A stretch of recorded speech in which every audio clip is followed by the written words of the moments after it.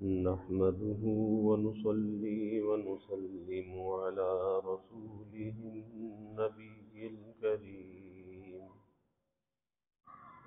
وعلى آله وأصحابه أجمعين.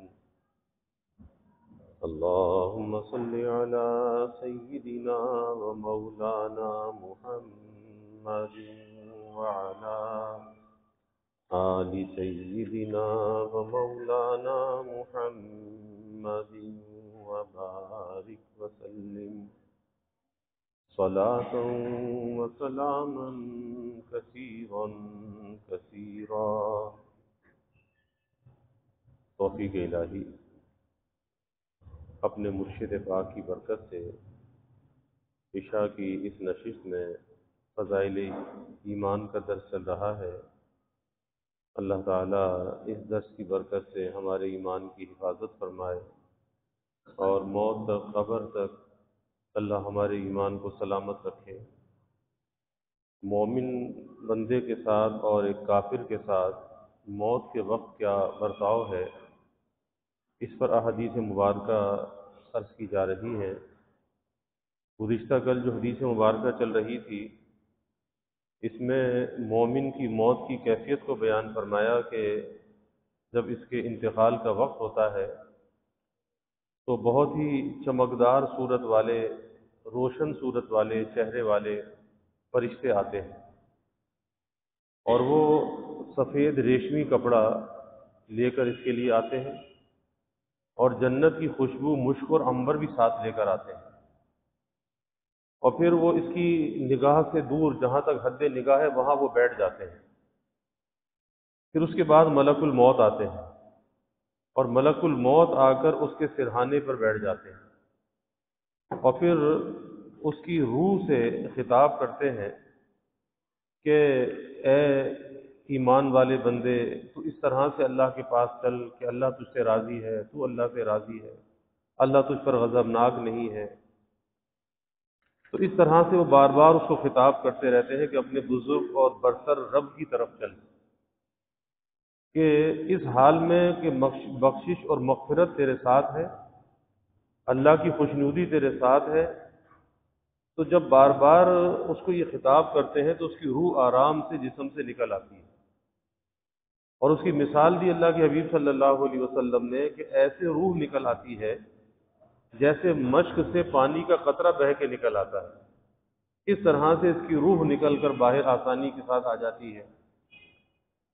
تو جب ملک الموت اس کی روح کو اپنے ہاتھوں میں لیتے ہیں تو فوراً وہ جو فرشتے دور بیٹھے تھے وہ فوراً آتے ہیں اور پلک جھپکنے سے پہلے اس روح کو اس ریشمی اور خوشبودار کپڑے میں لے لیتے ہیں اور اس طرح سے پھر اسے آسمانوں کی طرف لے کر جایا جاتا ہے.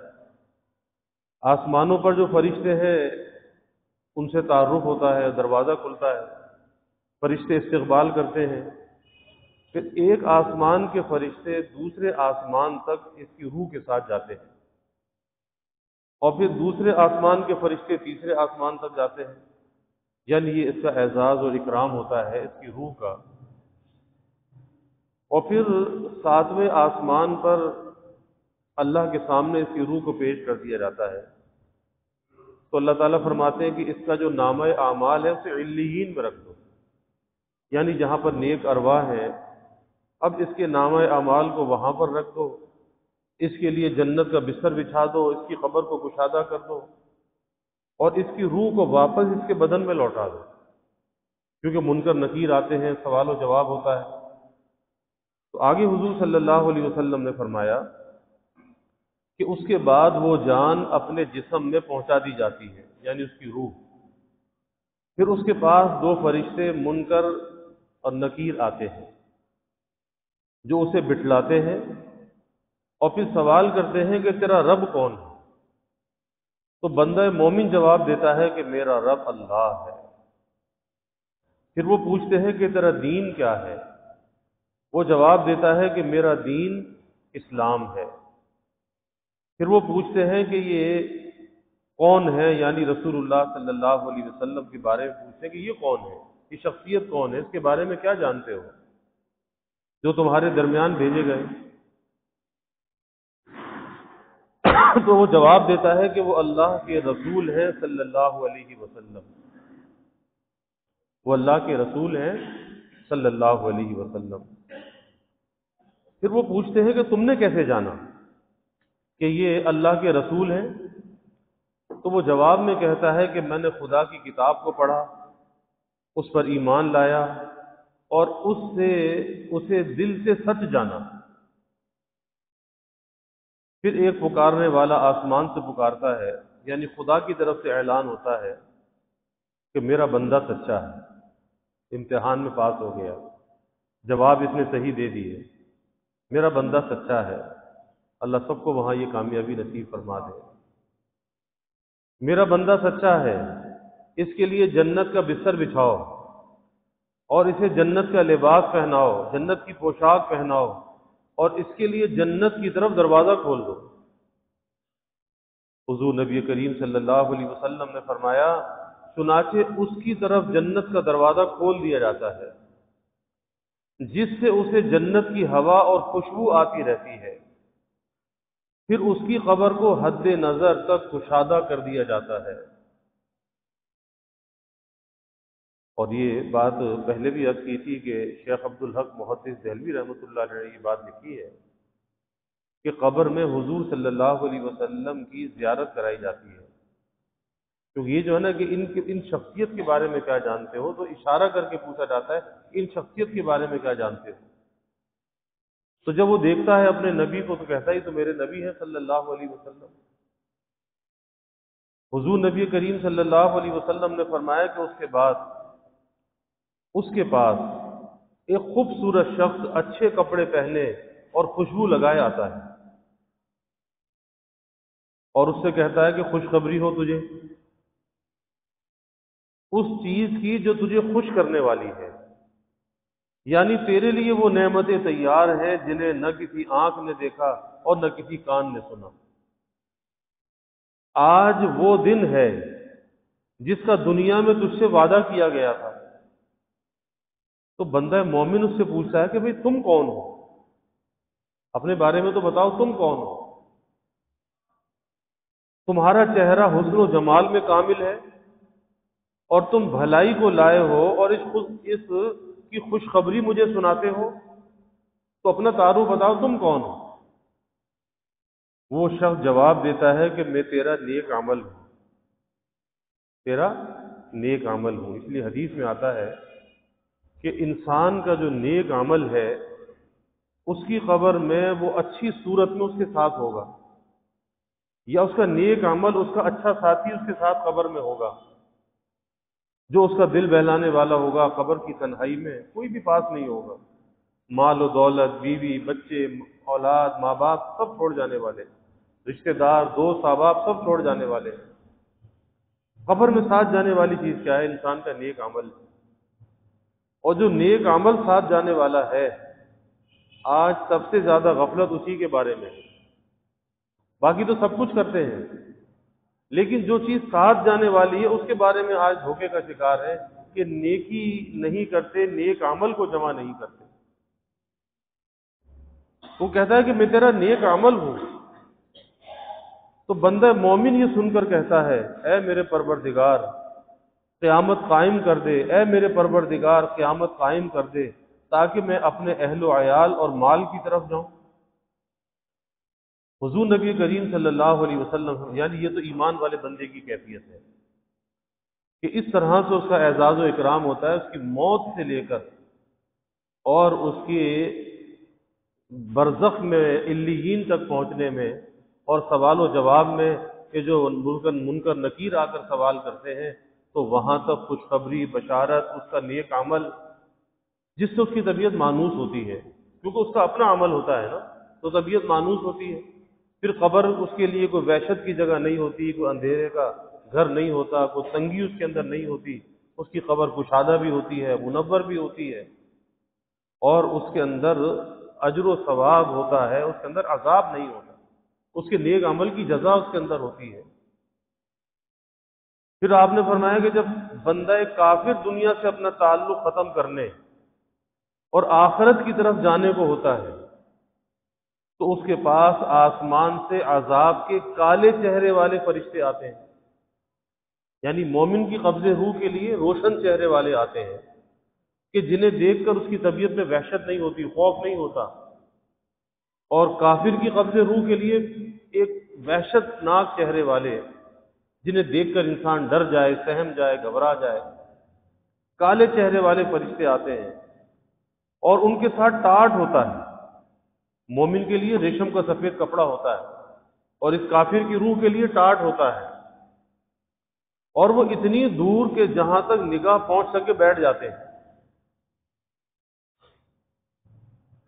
پھر اس کے بعد ملک الموت آتے ہیں اور ملک الموت آ کر اس کے قریب بیٹھ کر کہتا ہے کہ اے خبیث جان، خدا کی طرف سے عذاب کے لیے جسم سے باہر نکل. خدا کی طرف سے عذاب کے لیے جسم سے باہر نکل. آپ صلی اللہ علیہ وسلم نے فرمایا کہ کافر کی روح یہ سن کر اس کے جسم میں پھیل جاتی ہے. مومن کی روح تو خوشی خوشی نکل جاتی ہے نا. اور آپ نے مثال دی ایسے نکل جاتی ہے جیسے پانی کی مشق سے پانی کا قطرہ باہر آ جاتا ہے، کتنے آرام سے آ جاتا ہے، ایسے مومن کی روح باہر آ جاتی ہے. اب اسے جب یہ کہا جاتا ہے کہ اللہ کے عذاب کی طرف چل، اور کری صورت والے سیاہ رنگ کے فرشتے، اب اس کی روح جسم کے اندر پھیل جاتی ہے. جیسے ڈر اور خوف سے نا کوئی چیز انسان کے اوپر ڈر اور خوف ہو چھپنے لگتا ہے. یعنی روح کافر جب عذاب خداوندی کے آثار دیکھتی ہے تو اس کے خوف سے اپنے جسم سے نکلنے کے لیے تیار نہیں ہوتی، بلکہ پورے جسم میں چھپی چھپی پھرتی ہے کہ کہیں ایسی پناہ مل جائے کہ جہاں سے نکلنے کا موقع نہ ملے، بس کسی طرح بچ جاؤں.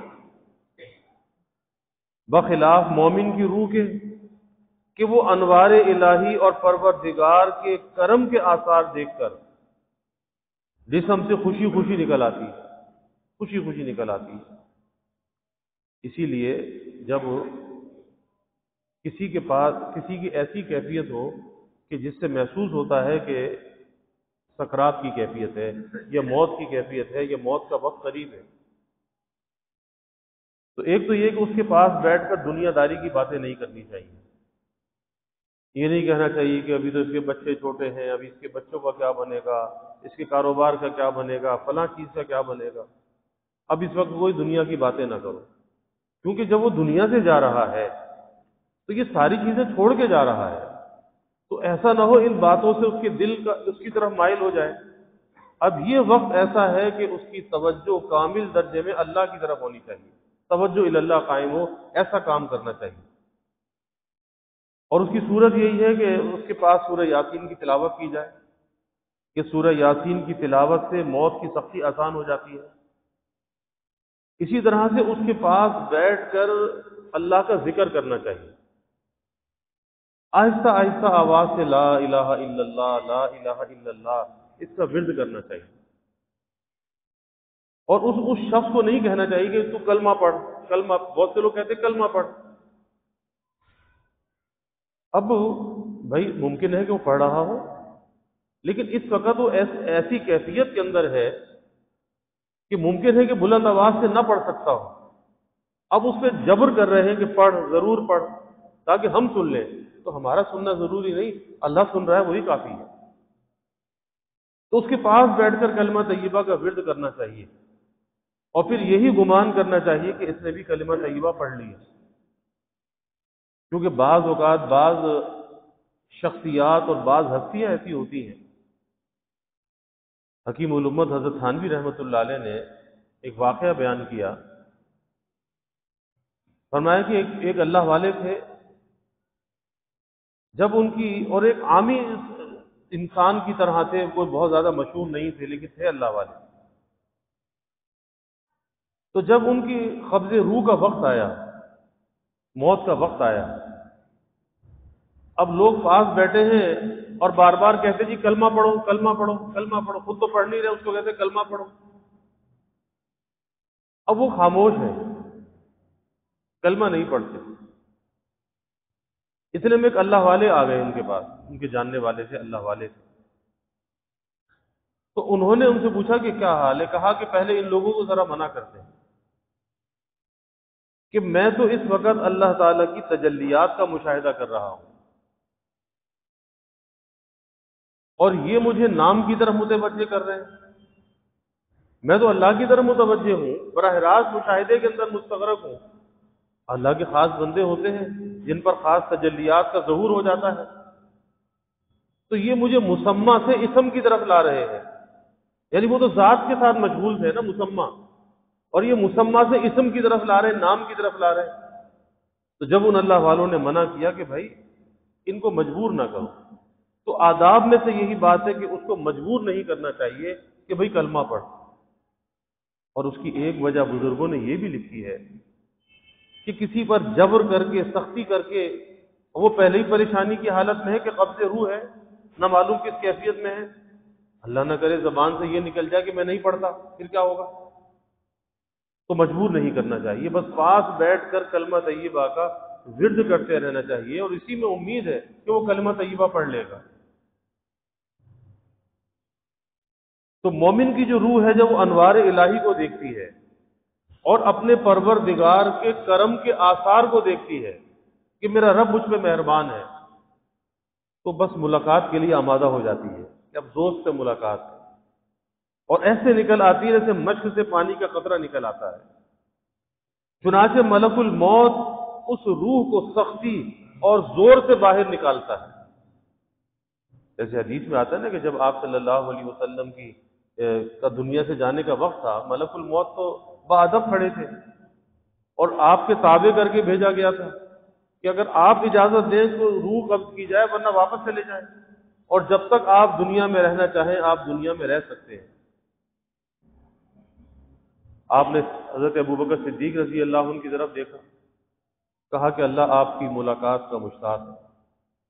آپ نے کہا اللہم الرفیق الاعلیٰ، میں اس اعلیٰ دوست کو اختیار کرتا ہوں۔ تو آپ نے ملک الموت سے پوچھا کہ میرے امتی کی روح کیسے قبض کرتے ہو؟ تو کہا کہ آپ کے امتی کے ساتھ بہت آسانی کا معاملہ کرتا ہوں، اور اس طرح سے روح قبض کرتا ہوں کہ اس سے تکلیف نہیں ہوتی، کہ جیسے آٹے سے بال کو نکال لیا جائے اس طرح سے روح کو نکال لیا جاتا ہے، کہ سب ایک انگوٹھا رکھتا ہوں اس کی روح باہر آ جاتی ہے۔ اور جب کافر کی روح قبض کرتا ہوں تو ملک الموت نے کہا کہ پورا پنجہ اس کے سینے میں گڑا دیتا ہوں، پھر اس کی روح کو باہر کھینچتا ہوں۔ اور وہی بات جو یہاں پر بیان کی، چنانچہ ملک الموت اس روح کو سختی اور زور سے باہر کھینچتا ہے، جیسا کہ ترسوف سے آنکڑا کھینچا جاتا ہے، یعنی آنکڑا کسی کے اندر پھنسایا جائے کانٹے دار اور وہ باہر نکالا جائے تو کتنا سب کچھ لے کے باہر آ جاتا ہے۔ یعنی جس طرح ترسوف سے آنکڑا سختی سے کھینچنے سے صوف کی کچھ اجزاء اس آنکڑے سے لگے ہوئے باہر آ جاتے ہیں، اسی طرح جب کافر کی روح سختی اور قوت کے ساتھ رگوں سے کھینچی جاتی ہے تو یہ حال ہوتا ہے کہ جیسے کہ روح کے ساتھ رگوں کے اجزاء بھی لگے ہوئے باہر آ گئے، روح کے ساتھ رگوں کے اجزاء اس کے گچھے وہ باہر نکل آئے۔ جب ملک الموت اس کی روح کو پکڑ لیتا ہے تو دوسرے فرشتے اس روح کو ملک الموت کے ہاتھ سے پلک جھپکنے کے بقدر بھی نہیں چھوڑتے، بلکہ اسے ٹاٹ میں لپیٹ دیتے ہیں، اور اس روح میں سے ایسے سڑے ہوئے مردار کی بدبو نکلتی ہے جو روئے زمین پر پایا جائے، سڑا ہوا کوئی جانور ہو، مردار ہو، اس کے اندر جو بدبو ہے کافر کی روح سے ایسی بدبو نکلتی ہے۔ وہ فرشتے اس روح کو لے کر آسمان کی طرف چلتے ہیں، چنانچہ جب فرشتوں کی کسی جماعت کے پاس سے گزرتے ہیں، جیسے کل بھی بات آئی تھی کہ زمین اور آسمان کے درمیان یہ ملائکہ کا جو ٹریفک ہے چلتا رہتا ہے، ملائکہ آ رہے ہیں جا رہے ہیں، آ رہے ہیں جا رہے ہیں، تو یہ جو قبض روح لے کر، جو روح کو لے کر فرشتے اوپر جاتے ہیں، تو وہ فرشتے پوچھتے ہیں بھائی کس کی روح ہے، پوچھتے ہیں جانے والوں سے۔ تو جب وہ فرشتے کسی جماعت کے پاس سے گزرتے ہیں، وہ جماعت پوچھتی ہے کہ یہ کون ناپاک روح ہے وہ فرشتے جو اسے لے جا رہے ہوتے ہیں جواب دیتے ہیں یہ فلاں شخص ہے اور یہ فلاں کا بیٹا ہے، اور اس کے برے نام اور برے اوصاف کے ساتھ اس کا ذکر کرتے ہیں کہ جن نام اور اوصاف سے وہ دنیا میں پکارا جاتا تھا، یہاں تک کہ جب اسے آسمان دنیا تک پہنچا دیا جاتا ہے اور اس کے لیے آسمان کا دروازہ کھولنے کے لیے کہا جاتا ہے تو اس کے واسطے آسمان کا دروازہ نہیں کھولا جاتا۔ پھر حضور نبی کریم صلی اللہ علیہ وسلم نے یہ آیت پڑھی، لا تفتح لهم ابواب السماء ولا يدخلون الجنة حتى يلج الجمل في سم الخياط، کہ ان کافروں کے لیے آسمان کے دروازے نہیں کھولے جائیں گے اور نہ وہ جنت میں داخل کیے جائیں گے یہاں تک کہ اونٹ سوئی کے ناکے میں داخل ہو جائے۔ یعنی جیسے اونٹ سوئی کے ناکے میں داخل نہیں ہو سکتا، ایسے کافر کے لیے جنت کا اور آسمان کا دروازہ نہیں کھل سکتا۔ حضور نبی کریم صلی اللہ علیہ وسلم نے فرمایا، پھر اللہ تعالیٰ فرماتا ہے کہ اس روح کا نامہ اعمال سجین میں رکھ دو، جو سب سے نیچے زمین کے ہے، جو سب سے نیچے کی زمین ہے۔ اس لیے بعض جگہ یہ بھی آتا ہے کہ جیسے جنت آسمانوں پر ہے تو دوزخ جو ہے وہ زمین کے نیچے ہے۔ چنانچہ کافر کی روح نیچے پھینک دی جاتی ہے۔ پھر حضور نبی کریم صلی اللہ علیہ وسلم نے استدلال کے طور پر یہ آیت تلاوت فرمائی، وَمَن يُشْرِكْ بِاللَّهِ فَكَأَنَّمَا خَرَّ مِنَ السَّمَاءِ فَتَخْطَفُهُ الطَّيْرُ أَوْ تَهْوِي بِهِ الرِّيحُ فِي مَكَانٍ سَحِيقٍ، کہ جس شخص نے اللہ کے ساتھ شرک کیا وہ ایسا ہے جیسے آسمان سے گر پڑا، چنانچہ اسے پرندے اچک لیتے ہیں یعنی ہلاک ہو جاتا ہے، یا ہوا اسے اڑا کر دور پھینک دیتی ہے یعنی رحمت خدا بندی سے دور ہو جاتا ہے۔ پھر حضور نبی کریم صلی اللہ علیہ وسلم نے فرمایا کہ اس کی روح اس کے جسم میں آ جاتی ہے، اس کے بعد اس کے پاس دو فرشتے آتے ہیں اور اسے بٹھا کر اس سے پوچھتے ہیں کہ تیرا رب کون؟ وہ کہتا ہے ہاں ہاں ہاں میں نہیں جانتا، میں نہیں جانتا۔ پھر فرشتے پوچھتے ہیں کہ تیرا دین کیا ہے؟ وہ کہتا ہے ہاں ہاں میں نہیں جانتا۔ پھر فرشتے اس سے پوچھتے کہ یہ شخص جو تمہارے درمیان بھیجے گئے تھے وہ کون ہے؟ پھر وہ یہی کہتا ہے کہ ہاں ہاں میں نہیں جانتا۔ اس سوال و جواب کے بعد پکارنے والا آسمان کی طرف سے پکار کر کہتا ہے یہ جھوٹا ہے، اس کے لیے آگ کا بچھونا بچھاؤ اور اس کے لیے دوزخ کی طرف دروازہ کھول دو۔ چنانچہ اس کے لیے دوزخ کی طرف کا دروازہ کھول دیا جاتا ہے، جس سے اس کے پاس دوزخ کی گرمی اور اس کی گرم ہوا اور اس کی تپش آتی رہتی ہے، اور اس کے لیے اس کی قبر کو اس قدر تنگ ہو جاتی ہے، تنگ کر دیا جاتا ہے کہ دونوں کنارے مل جانے سے قبر کے دونوں کنارے مل جاتے ہیں کہ اس کی ادھر کی پسلیاں ادھر اور ادھر کی پسلیاں ادھر نکل جاتی ہیں۔ آپ نے ایسے ہاتھوں میں ہاتھ، انگلیوں میں انگلیاں ڈال کر بتائیں کہ دائیں کی پسلی بائیں اور بائیں کی دائیں کو نکل جاتی ہے۔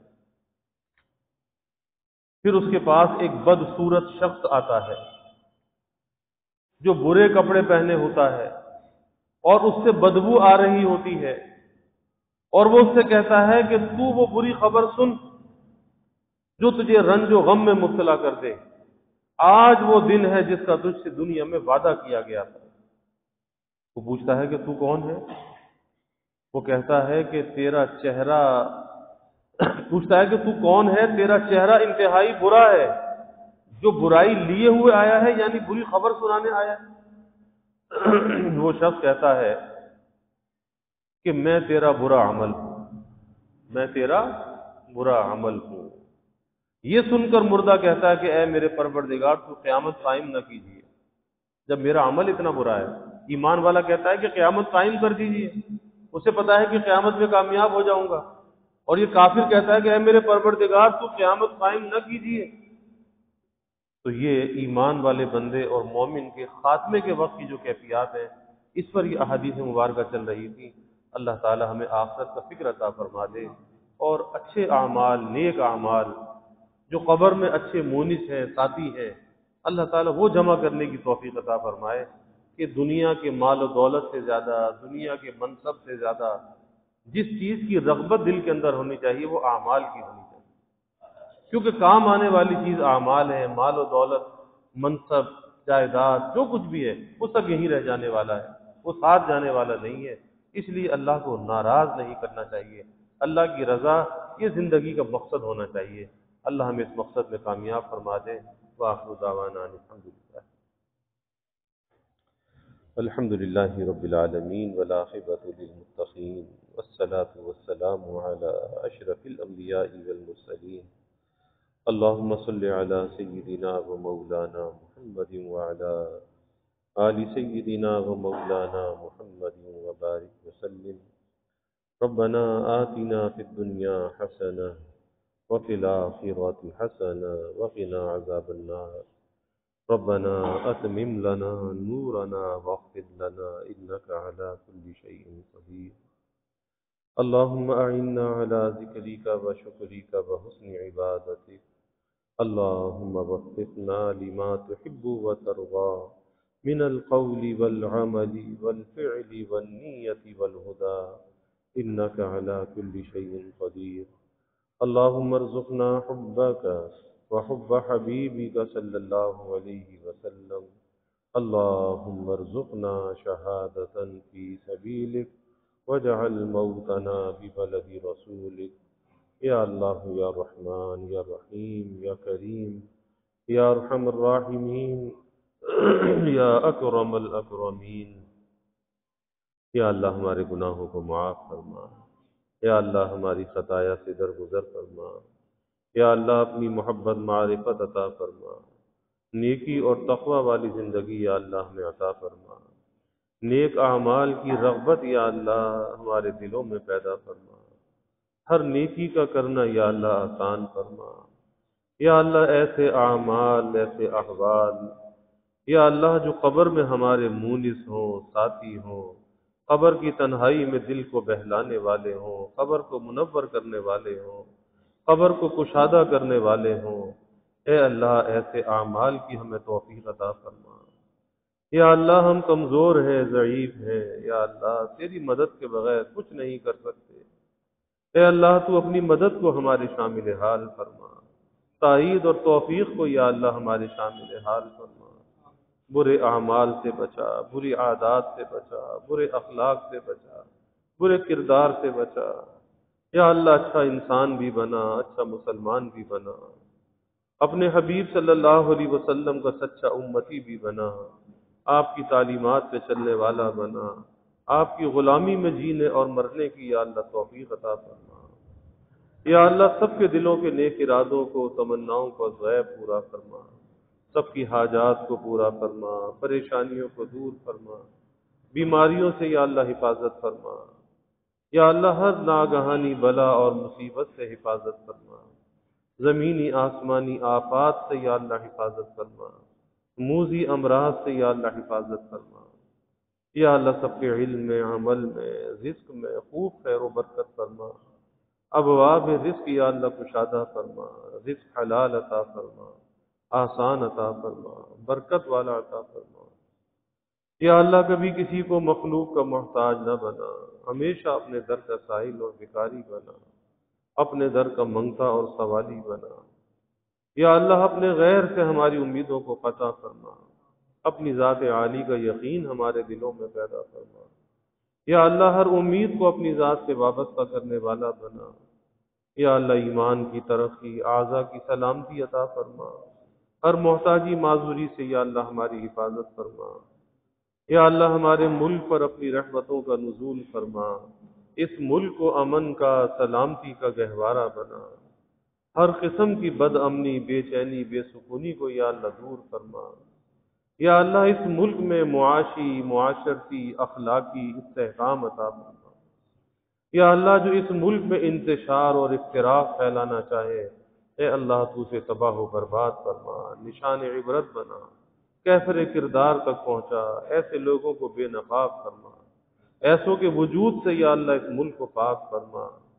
یا اللہ اس کی جغرافیائی سرحدوں کی بھی حفاظت فرما، نظریاتی سرحدوں کی بھی حفاظت فرما، تا قیام قیامت یا اللہ اس ملک کو آباد فرما۔ اس میں کلمے کا بول بالا فرما، دین کا بول بالا فرما، دین اور اہل دین کی عظمت کو یا اللہ قائم فرما۔ یا اللہ سب کے گھروں میں چین، سکون، عافیت، راحت عطا فرما، نعمتیں برکتیں عطا فرما، نعمتوں کی فراوانی عطا فرما، ہر قلت سے دقت سے یا اللہ حفاظت فرما، ہر ابتلا اور آزمائش سے یا اللہ حفاظت فرما، گھروں کے ماحول کو یا اللہ جنت نشاں بنا، آپس میں محبت الفت پیدا فرما، ادائے حقوق اور حفظ حدود کی یا اللہ توفیق عطا فرما، بڑوں کا اکرام کرنے والا بنا، چھوٹوں پر شفقت کرنے والا بنا، یا اللہ حسب مراتب برتاؤ کرنے والا بنا، حقوق کو ادا کرنے والا بنا، حق تلفیوں سے یا اللہ ہماری حفاظت فرما، سب کی اولادوں کو یا اللہ نیک صالح بنا، آنکھوں کی ٹھنڈک بنا، والدین کے لیے راحت کا ذریعہ بنا، اولاد کا مستقبل یا اللہ تابناک بنا، اولاد کی تربیت کے معاملے میں یا اللہ ہمیں کسی آزمائش اور امتحان میں مبتلا نہ فرما، سب کی اولادوں کو والدین کے لیے راحت کا ذریعہ بنا، والدین کو اولاد کی خوشیاں دیکھنا نصیب فرما، یا اللہ اپنی رحمتوں کا، برکتوں کا، راحتوں کا نزول فرما، زحمتوں کو دور فرما، یا اللہ ہمیں عافیت دارین عطا فرما، عافیت دائمہ عطا فرما۔